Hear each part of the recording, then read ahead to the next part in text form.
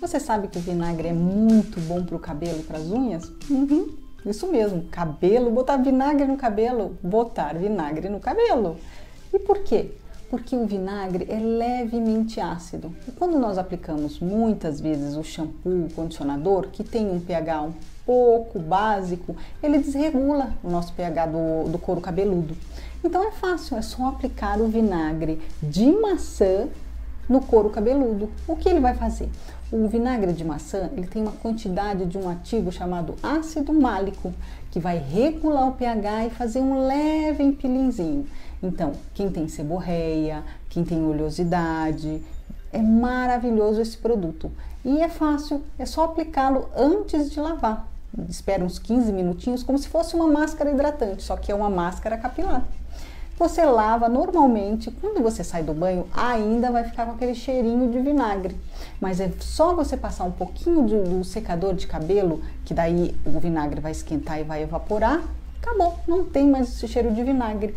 Somente o brilho capilar, vai ficar uma coisa. E assim, é na hora, papuf. Fez uma vez, seu cabelo já vai ficar lindo, já na hora.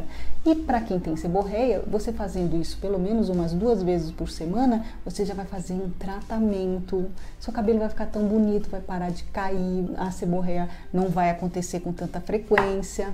Testa, você vai ver.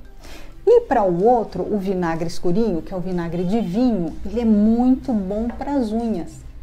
Para as unhas. Por quê? Porque as unhas precisam de antioxidantes e elas precisam também dessa regulação do pH.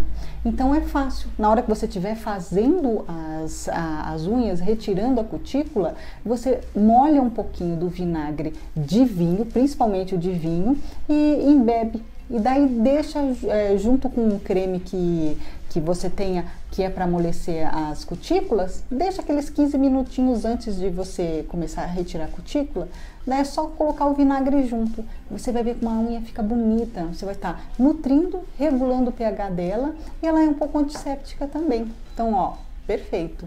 Testa e me fala, tá bom?